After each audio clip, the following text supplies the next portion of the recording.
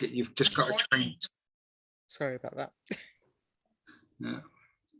Just got to try and keep talking for the minute, and whoever like says like somebody's hesitating or debating, and that they take over that time.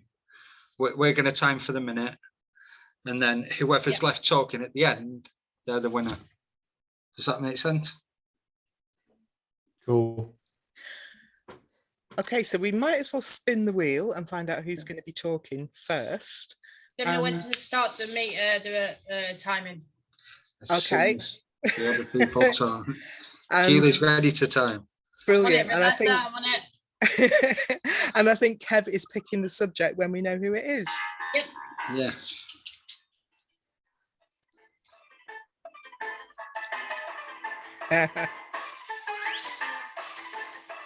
We have a winner.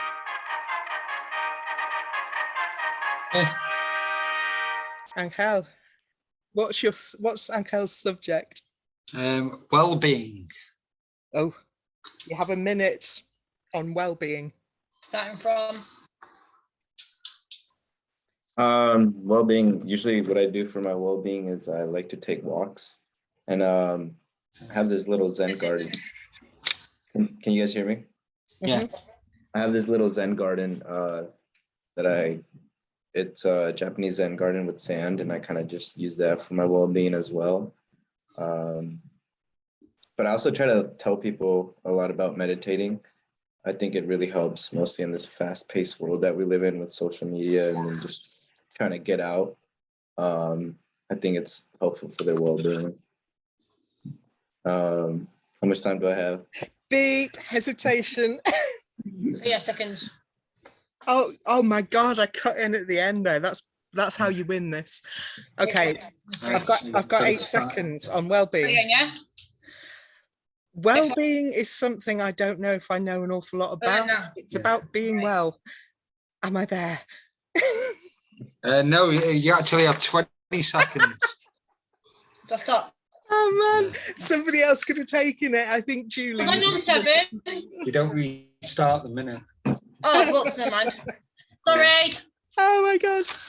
Wrong. Yeah. Let's try one more run and just Okay. Go on, spin how that we get one. on. I'm going to spin the wheel again.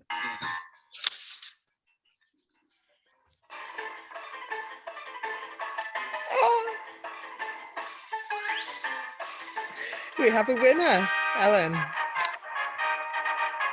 That's okay to the win, Vanessa. That's okay to the win. What's Ellen's subject? Money. Oh, Sorry, did you mention my name? yeah, you got picked, Ellen. Oh, All right, right. let's start again. Okay. And what should I should choose a subject? No, it's been chosen for you. It's money. All right. So I see that money is a symbolic asset that start to be used to make like Sorry. a payment. What? My apologies. Okay. So it's a symbolic asset that start being used to kind of facilitate some exchange, like you know, you have a plantation of basil and you don't need all this basil, so you can offer to your neighbors basil and or rosemary, let's say, and then you can get other things like rice and etc. etc. So I think money start to kind of facilitate this Yeah, thing. that's a minute. Just a minute. Hooray! Yeah, someone won. It's not often that somebody manages a whole minute without any pause. That's excellent. Well done. Okay, should we move on to our next game? Yes. Is this the income? Okay. Yeah. Yeah. So first of all, have we got Andy or Ian there? Because No. they were going to do Are You Rich No. or Poor? No. So Okay, well, I can take that if you want. okay, yeah, if you want to. Okay, so we, in our discussions, we've noticed that the amount of money you have affects how much you're listened to and how seriously you're taken, but often well-off people might never experience that or even notice it. So we're just gonna go around people and just ask, do you feel in your life like you're rich or like you're poor? Where do you think you sit? Just to give a warning that this can involve talking about quite personal topics when you start, and you can sort of start talking about it and then think, I didn't actually want to say this. So we are going to ask everyone to speak in turn, but you can opt out if you like, or you can talk about a time in the past if you want to keep your privacy. So I'm going to ask people to be relatively brief, but let's start. I'm looking at my screen. Jonathan, you're at the top of it. Do you feel like you're rich or like you're poor? Hi, everyone. It's a very interesting question because it varies depending on time of day, time of the month, time of the year. And overall, I do feel rich. To me, feeling rich is very much about not feeling stymied in terms of what you can buy to look after yourself. So I've never gone hungry. I've always been able to get food. I've always been able to pay the electricity bills. I've always been able to hit the end of the month or have access to credit, which means that I am far wealthier than most people in the world.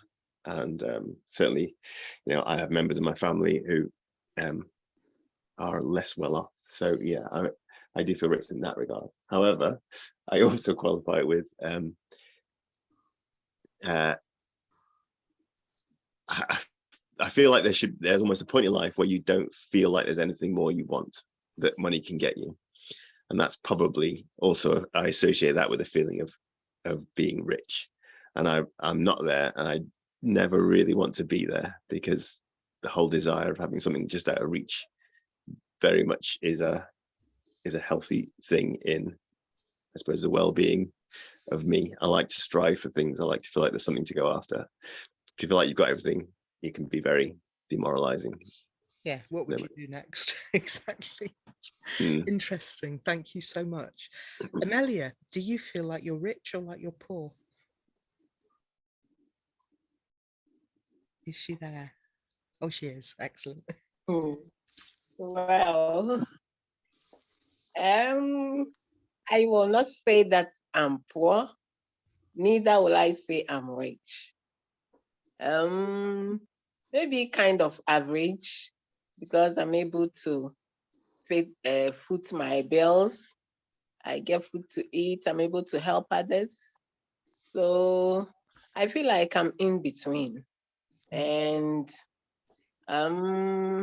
if I go up a little bit higher, I will love it, because if I want something and I have enough money to go and buy it, I'm happy. But if you need something and there's not enough money to buy, it doesn't feel good. Doesn't depress me anyway, but it doesn't really feel good. So money answers all things. It's good. So I'm in between. That's what I'll say. Interesting. Thank you very much. I noticed we've got a couple of new people who've popped in, so I'm going to come to Baba Elliott if you're there. Do you feel rich or do you feel poor, or something in between, or are you off the scale? Hello everyone. For me, I think it depends on what aspect, because is it based on in monetary value or general? It's a good question. Yeah, so I was asking, is it only focused only on the monetary value or in general? Because when it comes to rich and poor, sometimes if it's not only based on monetary, I would say there are some aspects that I feel rich, and also there are some aspects that I feel poor. as well. So I would say in the middle. And when it's only focused on the monetary, I also say at the middle, because I think I can sustain myself or even support others to get their basic needs. Yeah, that's all. Thank you. And Thank you. Ed Thompson has come in as well. Ed, do you feel like you're rich or poor? Or neither, or both? Or I'm not sure if is he there? I'm not sure if he is. Well, let's go to Stephen then. Where do you stand on this one? Well, I'm able to put food on the table, and pay the bills mostly. So that makes me rich. But I have to spend a lot of time to do that, and that makes me poor. So it's a bit of both, really. Yeah. Dan, you've just come in. Nice to see you. We're just going around and talking about briefly whether we feel rich or poor, or both or neither. Hi, Vanessa. It's a good question. I guess it depends on the mood. Generally, I feel very rich and blessed because I'm healthy and I don't need to worry about shelter and where I sleep. But then again, some days I feel very poor, like emotionally, and then it's for me it's a state of mind, really. Obviously, you have to have the basics covered, but I also talk to homeless people in Berlin who I meet regularly, and for them it's a choice, and they say no, I don't want to participate in the system, and I'm more myself when I'm not doing the grind or living in the system. And I guess for some people they can be happy and rich also when they are like materialistically poor for others. And I think that's inspiring, and that's really something extraordinary that should be I don't know if you can teach it in school, but if you could, it should be done. I think they could. I think they just won't. I don't know. Sadly. But I'm going to hand back to Kev now for the next part of this game, because I think some interesting things have come out. So, yeah, on you go. Yeah. Yeah, we're going to be asking people, like, how much does it cost in Ada to like live your lifestyle? So that'll be, like if you've got any subscriptions to anything, your electric and gas bills, phone bills, and rent, that kind of thing, mortgages, just so that you can, like, how much it would cost you to live like quite comfortable. So I'm going to play a little bit of music while people work that out. Yeah, and then we want you to change your names to that. How's everybody doing? Have you got your number? Well, I had because he's got Jack and Miller to give him feed all the time, isn't it? Of course, our problem here, which we didn't anticipate in a town hall, is that you can't change your name, can you? Oh, you can't. Oh, they've let us. Right. Can you all do it, or is it just the host that can do it? I can't change my name. No, it's just the host. Oh, so we have to post it in chat, maybe. That's so annoying. Yeah, go on. All right, let's do that then. Let's post our numbers in chat. In Ada, what do you need a month to live your life? That's not a month. 35,000, Stephen. Wow, that was unexpected. I got it wrong. You did. Yeah, it's that is more than enough. Got a football team to finance as well. I do. I've got expensive taste. Private five-a-side team. yeah. It's more like that. Yeah. Ah, really? Yeah, that's more like it. Yeah. Any other contributions? Does anybody want to give their number?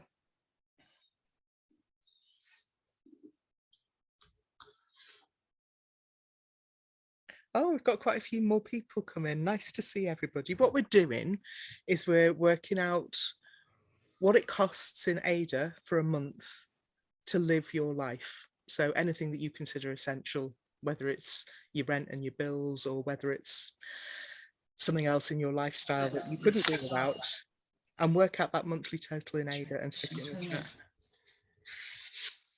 Which one now? This one here. They can hear us.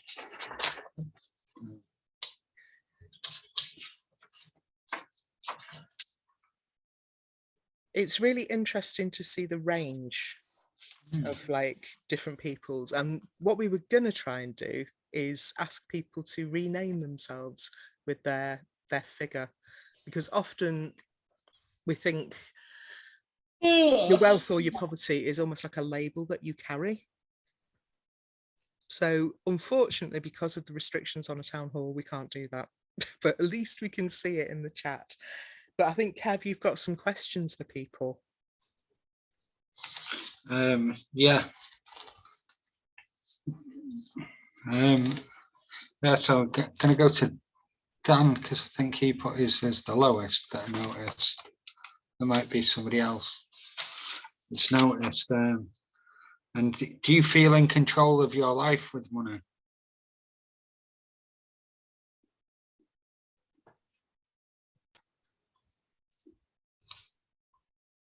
Is there? I don't know if You mean me? Yes, Dan. What was the question? Sorry. Do you feel in control of your life with money? No, not at all. But I'm very lucky. I have friends and family that support me, and most of the money goes to food and my dog, and electricity and internet. But other than that, I'm good. I don't have any subscriptions. I try to run free trials and then just use another email. I mean, I do have an email subscription. I do have some work stuff, but that is like covers itself. So this is not for me personally. I just calculated for my personal life. Yeah. But I'm very bad with money, so I don't try to have too much. I try to make a few good investment decisions and then just leave it at that, and try to not have much money around. I like that Because I one. just then it's useless.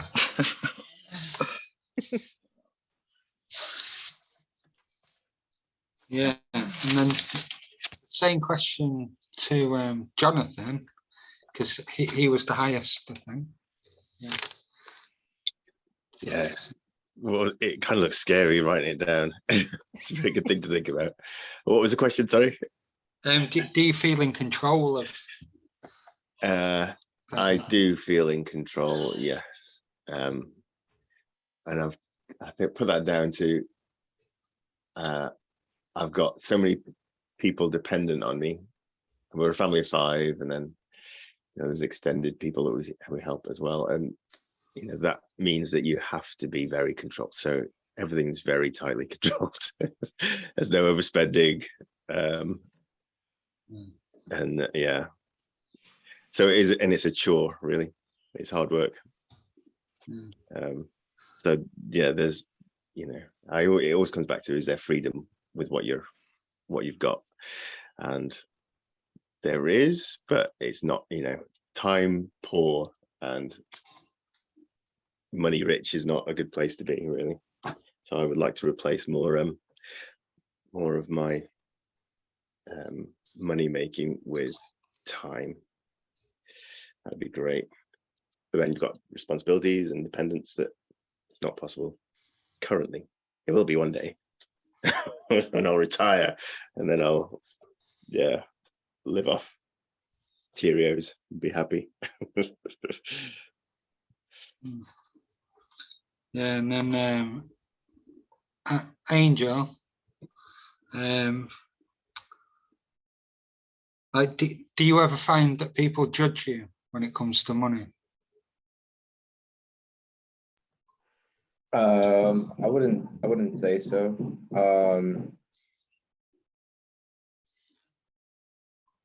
Actually, I actually grew up around like really humble friends. So I was lucky. I was like, I would say I went to a school where most of my peers were well off.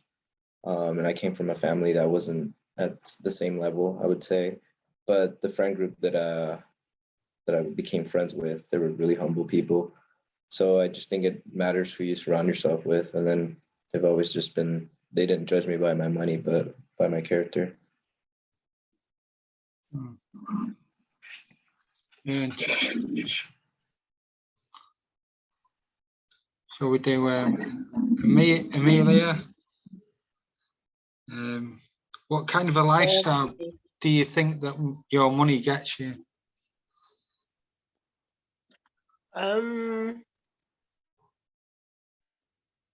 This amount is it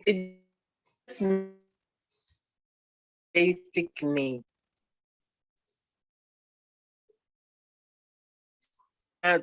So will be used on food for me and my family. And I mean, not really high. It's not as high as it may look, and it is not low too. So it's kind of economic amount. It's an economic amount. Yeah.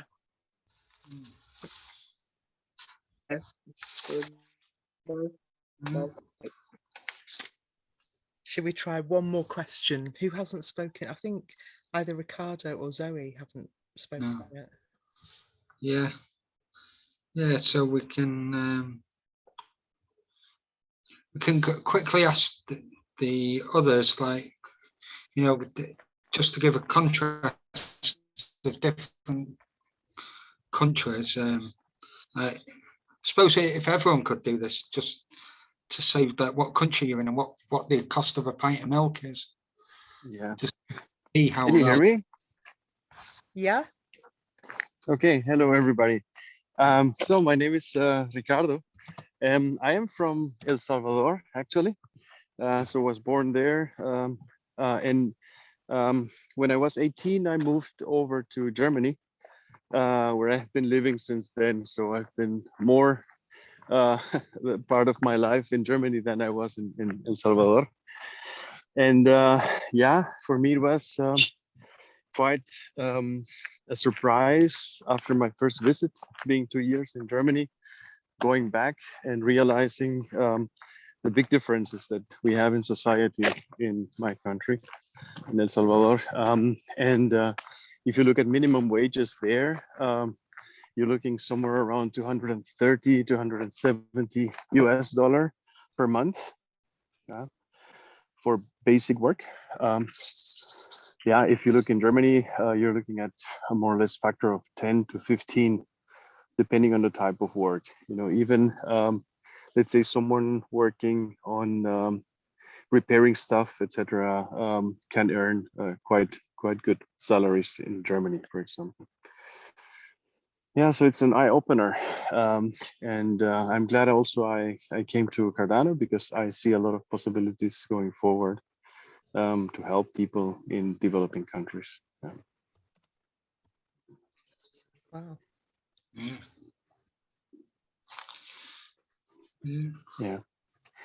Yeah. We're starting a non-profit organization here with friends from work. So where the goal is to support other associations that are doing non-profit work, and yeah, showing them, you know, the possibilities of the digital world of Web3.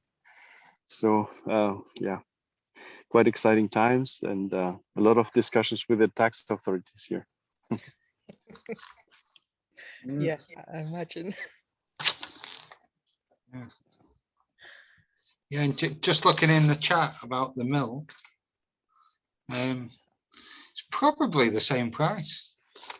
In Germany, you would pay like €1.20. In El Yeah. Salvador, you would pay almost the same. Yeah. Yeah, so it's probably just straight across the board. Yeah. Yeah. I think that rolls us quite neatly into the next question that we were going to ask because of what Ricardo was just mentioning. We had a question, what do you think crypto actually can do for people on a low income? And has anybody got anything that they'd like to say on that? I would have one point, if I may. Yeah. Yeah. So in El Salvador, a lot of people do not have a bank account. And the reason for that is that many people do not have a physical address, with a street number, address, etc., house number. That's why they do not get really access to the banking system.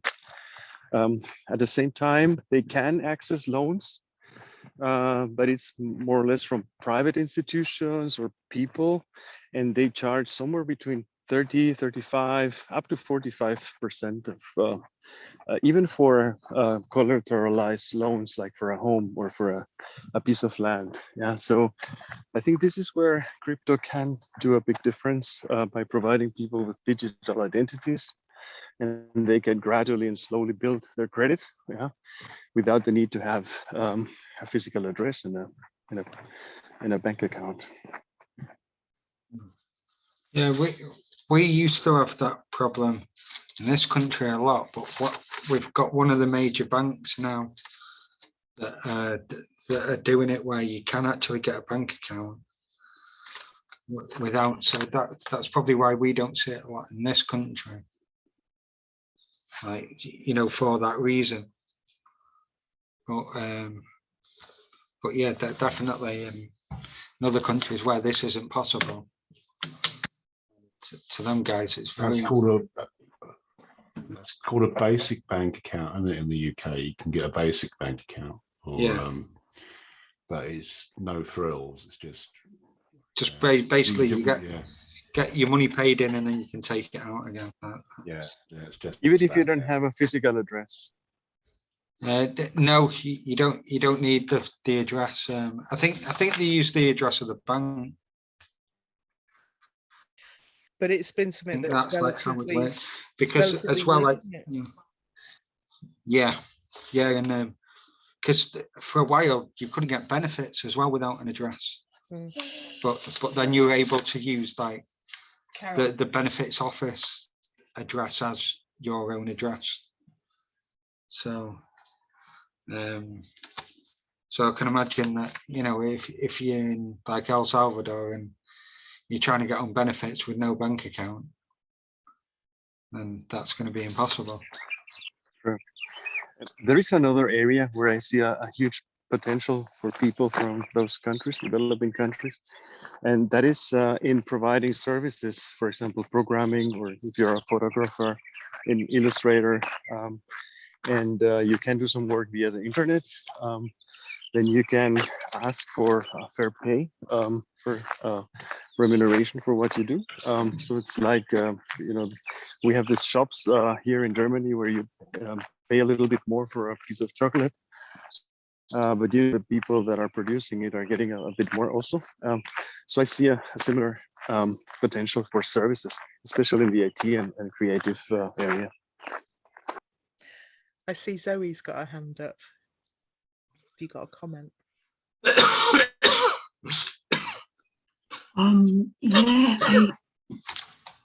It's not something that exists at the moment and stuff, but what I see in crypto as potential is an infrastructure for actually universal basic income. And that's apart from the volatility of the market and stuff. And of course, thinking about an ideal world that isn't that crappy system. It's for me, one big aspect of crypto is that it's a potential infrastructure for that.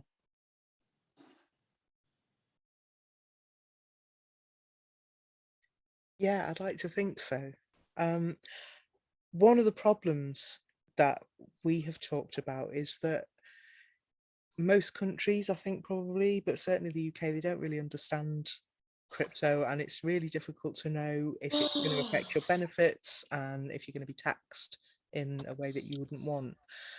Does anybody think that puts people off actually creating a wallet and actually getting involved?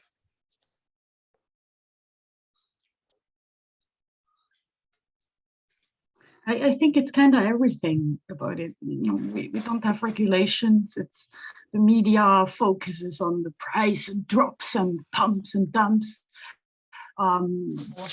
It's just not. It's just, yeah, everything around it, and we just talked about. I think that's the off-putting part. There's not. Yeah, and also everything that would be cool is a topic on itself. I mean, you could try discussing universal basic income with random people. You will get pushback and stuff. And yeah, I think that's just, you know, changes, new stuff. I don't know, everything. Amelia. Yeah, I want to contribute about the crypto in Ghana. Sometimes I would even want to expect that those highly educated who are in the banks would even know about crypto and Cardano blockchain. But when you mention it, they don't seem to even have a clue about it. And that is the challenge here. So, and they don't even want to accept it. So that's why we are even focusing on students who most of them know about Bitcoin, and having that basis, then they are able to understand the Cardano and work with it.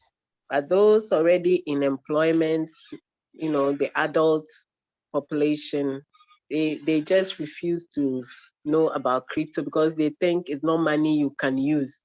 They don't know how you are going to get it in CDs and actually use it. So that's the gradual education. I believe that it will help solve the economic, because most of these men are just nothing. They don't wood and Would you ask? are just taking long. We should go on and What's it? Aliens invading. to educate and this. You broke up a bit there, Amelia, but what I heard was like really important stuff. Yeah, I think you're right. Ricardo. Yeah, so I think Some every break, country. right? Sorry, can you hear me? Yep. Okay. Yeah, I think every country has its own challenges. Living in Germany and being now in my mid-40s, I realize the skepticism that is there in the country. Everything you read in the press, as someone said before, is more the negative. Also the speculative part, etc., etc. Nobody's talking about any of the opportunities out there. I think because the banking system is very well established here and very stable, very secure. Yeah, I guess Germans by nature are more conservative when it comes to finances. So even before COVID here, you could not really pay all over the place with a card. You always had to have cash on you. And I think it's important to, like, in the terms of adoption, develop a strategy for each and every country or each and every region. And yeah, tackle it step by step, gradually. Yeah, that would be my take on that.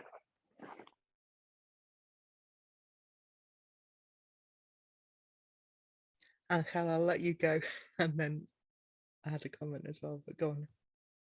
Sorry, I just have a quick question about, is it Homeless Posse or Pose? That's Homeless Posse.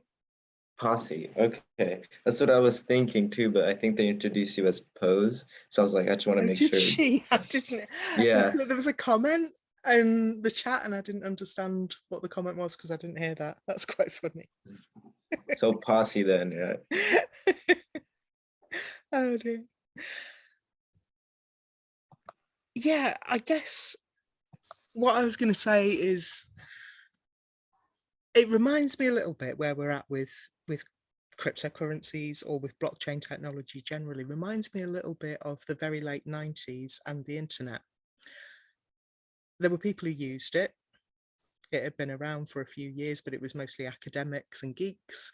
And nobody really thought it was ever going to be a commercial thing that really took over. Some people would say it would be, and people would just roll their eyes. And the thing that then happened is that it became a commercial thing. And people who were skint and people who were marginalised were left behind. And it ended up being this thing where there was a digital divide. And people who had enough wealth to have found out about the internet were able to make money out of it and work with it. And the excluded remained excluded. What I'm thinking is how, or is it even possible for people who are living on the margins and living in poverty, basically, because your life is so tightly controlled by the government and what you can and can't do, and they want, you know, you don't want to mess up your benefits. Is there any hope for people to even work with or get involved with crypto on any level? Yeah, this was also the thought, you know, that me and my colleagues from work had. What we're doing with our Web3 nonprofit organization here in Germany is we're going to offer free training for basic IT stuff, like, for example, basic programming skills in Python, or even how to use Word or PowerPoint, and have a system where people that can afford it will pay for it, and will then basically cover the cost for the people that cannot afford it. Yeah, it's a small contribution, but yeah, we also want to use it as a platform to explain and take the fears out of crypto. Yeah, that's one idea we had, and we're close to starting now implementation and onboarding new members. Yeah, it's a cool project. I mean, I suppose what I'm wondering is the barrier that I can imagine somebody who is signing on in the UK and thinking, oh, I wonder about this crypto thing. How would you get it out of your wallet and then put it into your bank account when, if you're on benefits, any money that goes in, it's just like, and because it's not stable enough, your income would not be stable enough for you to be able to sign off.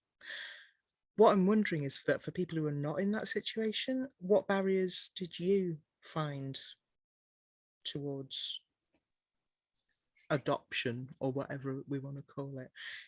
Is there anybody that faced any other barriers?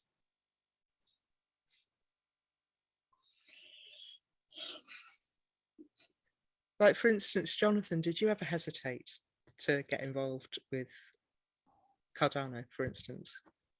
And what was the barrier? So I didn't hesitate in Cardano at all, because but that was after I'd already become familiar, or, you know, educated myself on what crypto was, what Bitcoin was in particular, and what was different about it to any other form of cash or currency or investments. So then Cardano just made perfect sense because it actually matched. You know, I watched Charles's whiteboard video, and that sold me on a whole load of different ranges of it. The barriers that do exist, though, are interacting with our fiat world at the moment. So having to do your KYC, know your customer, have a physical address, is a barrier to crypto adoption still. If we can find a way around that, that'd be great. And what I'm excited for is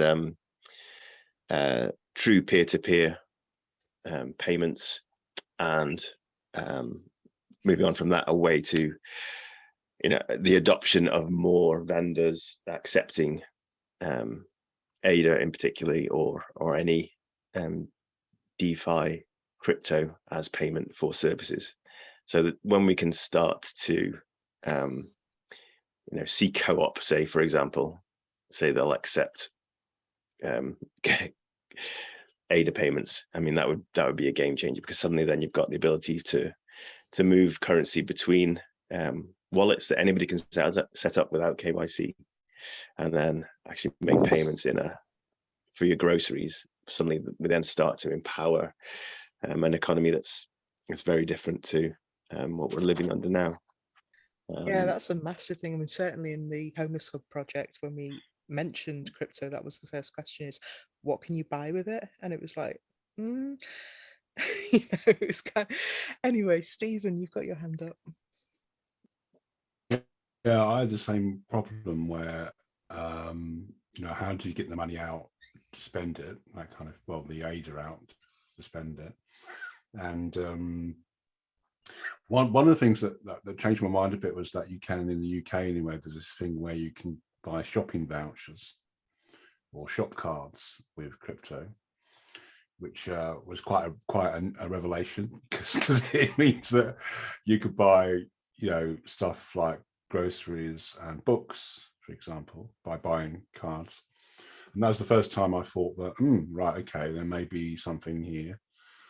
And I suppose there's other uses, maybe like for games. I've seen people using gaming stuff, but again, that's not going to pay your bills or put food on your table, but it can be fun, maybe. I suppose just as we wrap up then, what I kind of want to get to is, let's imagine we're in a situation where you can buy quite a lot of things with a cryptocurrency, whichever one. How does that really change the economic landscape, or doesn't it? Are the poor still poor, or are the rich still rich? Donal, I can see you've got your hand up. Yes, yes. Hi, everybody. Firstly, big shout out to Jonathan. You were the first person I met properly in Cardano. Very cool to see you. So that's very cool. Yeah, I was like, oh, I haven't been on this Project Catalyst call for God knows how many months. So weird coincidence that the only room I drop into, and you're here. But yeah, what was that, about a year ago? Maybe over a year ago. Jesus, it's been a while. But yeah, I had actually a few points to raise also on the last one, where I guess maybe in the Cardano ecosystem there's not as much, but I do feel that I think we should be judging it across the whole industry. And I do think there are more and more use cases and more vehicles or avenues to put crypto nowadays. And actually, probably in our last conversation, Jonathan, so my bit of background is I'm working here in East Africa, and have been for the last maybe 5 years. And what I do day to day is energy access, which is getting people access to solar. And our company, so actually the company I was at last time, we were working on a crypto project that has now since gone live, and it's fully oversubscribed, which is exactly a peer-to-peer lending, so that people with crypto could lend, which would help finance the solar, like the domestic solar kits that we would then sell on credit here in Uganda. So there's been a few other kind of, sorry, that project, Solar for Africa, or crowd, I can't remember what we called it. It was Solar Crowdfund for Africa, with EWT, the Energy Web token. But I do see more and more here anyway. So I've now moved to Nairobi, and there's just so many more kind of exciting startups, use cases, different avenues for crypto. And I definitely agree that the off-ramp for getting crypto back into fiat is definitely the kind of bottleneck at the moment. But it's what is exciting is it's certainly here in East Africa, where we already have a very like a dominant competitor to fiat, which is mobile money.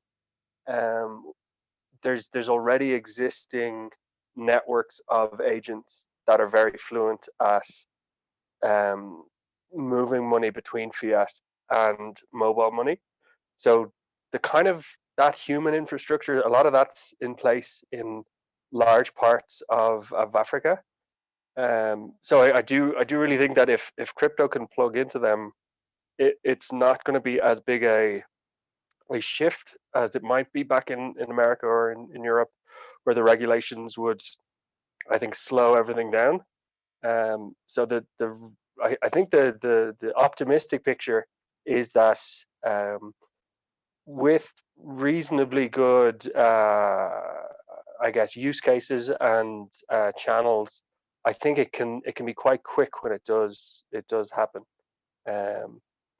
And yeah, definitely, I'd love to hear other people's thoughts on this. But I don't think, just to reply to the earlier point Jonathan made, I'm not so sure if KYC is as big a bottleneck here. I understand obviously that the philosophy of crypto is kind of libertarian. I don't want anybody knowing anything about kind of anything. But here, I guess it's a bit more pragmatic. So if it requires some level of KYC to get access to better services, I don't think that would be a huge issue. Like currently, to get a SIM card, to get any other service, you do need to give your like national ID card or your phone number or something like that. So yeah, it's kind of optimistic to I think that leapfrog point that you made. I was yeah, specifically thinking about access to crypto off ramps for homeless people and those who are outside of the system. So unless you have a physical address, it's quite hard to get any of that stuff done here. However, I am optimistic as well about some of these like crypto cards that the centralized exchanges are offering. Hopefully there'll be an equivalent offered by some DeFi company soon, where you can actually top up your payment card, Visa, MasterCard, whatever is still current, and from your crypto wallet, and make payment that way. And that way you suddenly have access to your groceries and your bills, paying them with crypto. And I'm very, very excited about Africa and the way they leapfrogged us in terms of mobile adoption. It'll be the same thing. Hopefully they just bypass the whole onboarding of the masses into a banking system and a payment system based on crypto, rather than to go through the middlemen that we do it over here. Cool. Has anybody else got any other points to raise on what's the point of crypto? What can it do for us? And can it even change the economic system at all? Yeah, it could do so much, everything. But the thing is that it's just a tech, and it's about us humans actually doing it. There are many wet cypherpunk dreams about tokenizing synthetic assets like dreams or thoughts or time or listening hours spent, or everything you can think of, could basically tokenize. But as everyone mentioned, we have regulations, and as long as no one is actually doing it, by doing it meaning creating a decentralized marketplace where everyone could swap any token instantly, until then we are a bit caged in. Also, universal basic income would be a piece of cake if we would not have Facebook and Google aggregating all the data that they're selling to advertising agencies. Basic attention token is trying to disintermediate and disrupt us, but they're having a very, very hard time going against the establishment. So in the end, this is the best tech and the best chance and the best options that we have for, I would almost call it salvation. But there will be, and there has to be a huge like crash or coming down, or the falling of the tower, so to speak, in Taro languages, for people to really start behaving differently. I could, although maybe see it that it's being done in countries that have not had the blessing in disguise of industrialization as early as we did, and they don't have this huge bureaucratic apparatus up their asses, that they might actually pull this off. But then again, you need everyone contributing on a global and planetary scale. Otherwise, yeah, let's see. But maybe the planet will get smaller. We don't know what will happen next. But the technology is there for us to do good if we want so. If we want to, yeah. Nice one for squeezing in a little tarot reference there, Dan. Nice one. Of course. Oh gosh. Well, we've been talking for quite a while, so I think maybe we should wrap it up. But I just want to thank everybody for coming, and also just say that Homeless Posse have got a proposal in Fund 9, which I've just put the link to in the chat, hoping to basically learn a little bit more about the practical real world applications and encourage devs to come and talk to us about what they could make that would solve the real world issues that homeless people are facing, and basically engaging people who have lived experience in co-building and assessing what would be a useful DApp. So if you're interested in that, have a look and support it if you can. Okay, well, I guess we could wrap up, but also, if you've got any songs that you want to add to our playlist, please do. If you're in there already. What? Sorry, the proposal is written by Homeless Posse, isn't it? It is. Well, we kind of developed. Yeah, that's cool. We've developed it in the sessions that we've been talking about it. So. Yeah, it's nice to see outside the community that happening. Yeah, this side. That is amazing. I'm gonna give it a read. Definitely, maybe not tonight because I have to finish proposal and give some last minute feedback on some, but I definitely give it a look. Also, I'm doing proposal assessment, so I put that on my list. Yeah, God, it starts tomorrow, doesn't it? Oh my God. Yes, yes. Oh dear. Well, I'm going to switch the recording off, and thank you very much, everybody, for coming. I'm saying I'm going to switch it off. I can't actually find it. There we go.